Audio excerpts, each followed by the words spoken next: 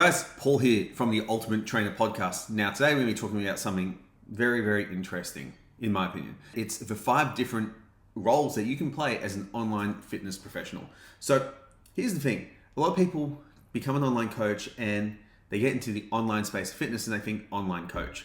And for a lot of people, an online coach is basically someone who prescribes or recommends training programs, nutrition protocols, supplementation, provides accountability and check-ins for a client, and they make their money from coaching. Now, that is simply one model that we can use. When we look at different students, when they come to me for mentoring, they look at growing their business, I really want to look at where they are actually placed on social media, what profile they have, what perception they have, and then also where does their skill set lie, and then we can work out which of the following models is going to work best for them.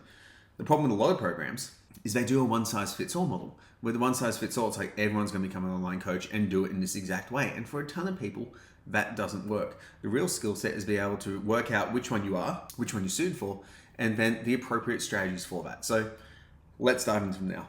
The first one is a coach, which I've already talked about.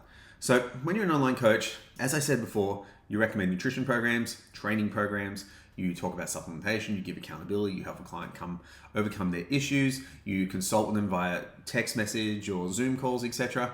And that's the main model that we have. And with that model, it kind of works on a couple of different ways. You have like a medium ticket and a high ticket offer. A lot of coaches really struggle to sell low ticket offers because they don't have the profile required to actually fill a low ticket offer. So that's one thing that I want you to keep in mind as we go into this. So in terms of our scale, like an online coach, I'm going to use Australian term money, anywhere from $50 to $70 a week is fairly in the middle of the range for online coaching as a middle ticket offer, and anything from $100 above is a high ticket offer. If we look at that, how many people you can put on is going to be the cap that you put in your business. Now, that being said, you can hire other coaches and you can move into the other spectrums to build your brand and make more money, okay? The second one, and this is one that everyone kind of ridicules a little bit, and that's the influencer. Influencing is hard work. Let's just be very, very clear there. Being an influencer is a full-time job. In fact, it's even more. With an influencer, how they make their money is they influence people to make decisions. So they could, for example, have an affiliate deal with a supplement company, a meal company, a clothing label, many different things, and actually make money off the kickbacks they get from that, and or they get paid money to go to events and do things as promotions. The challenge is the competition. Competition is huge. Lots of people want to become influencers. A lot of people are already in the field, and trying to differentiate yourself as something unique is going to be very, very hard to do. Now, the next one is a content producer. So a content producer is someone whose whole job is to do exactly what I'm doing now, to promote content. That content can then drive towards other businesses or help people with the creation of said content. So a lot of fitness people will, they'll go into bodybuilding, for example, and get a lot of photos done, and then they'll end up getting behind the lens themselves and helping people build their brand that way. So they become content producers, both for their own stuff and also for other brands. Now, this is something you can do as well, and you can make a lot of money from it, and you can have your hands in lots of different pies there. Now, the next one is to create a movement or a community. And creating a movement or a community is a really good way to build up a low ticket product. So the example I'm going to use for today's podcast is knees over toe guy. So let's not talk about the training or any of the stuff that we may or may not disagree with. He has done an absolutely phenomenal job of creating a movement, of creating a community of people organized around those training principles and applying that length through strength and really getting involved in every aspect of the community to become willing and ardent subscribers to his product. So a lot of people will just pay him money until the end of time because they want to be part of that community of people who practice knees over toes training. There's lots of other communities like that. We've got James Smith, we've got evidence-based training. There's lots of different communities around that as well. So different styles of movement. Ido Portal was probably the first one with the movement culture that I really saw take that off. CrossFit is another one.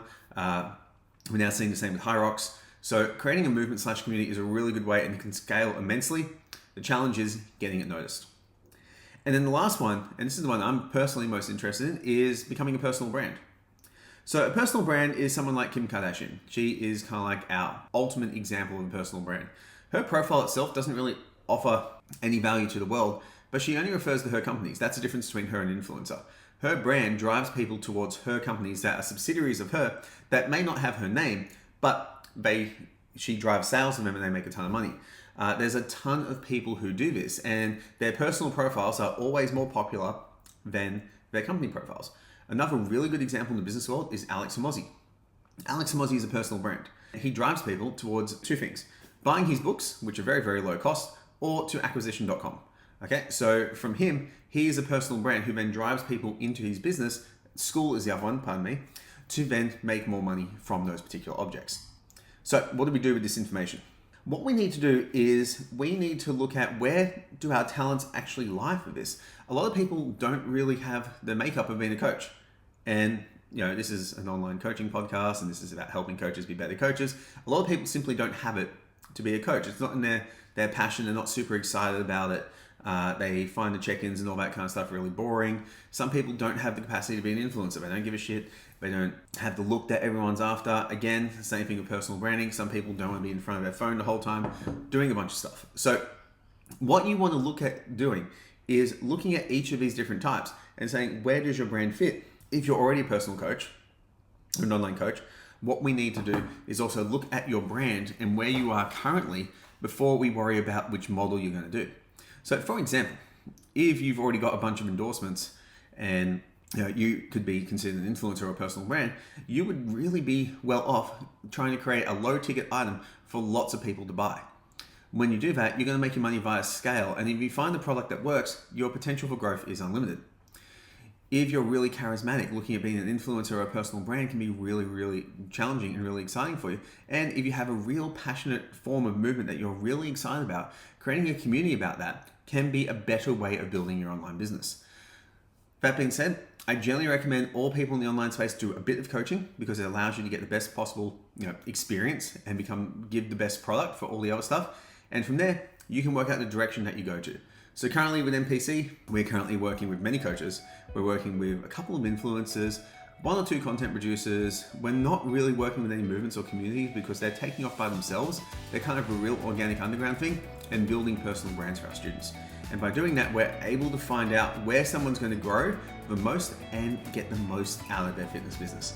So guys, don't think just because you're a fitness professional, you have to be an online coach. If you want to get in the digital world, there are tons of options available for you to do multiple things. Thanks heaps, guys. I'll see you soon.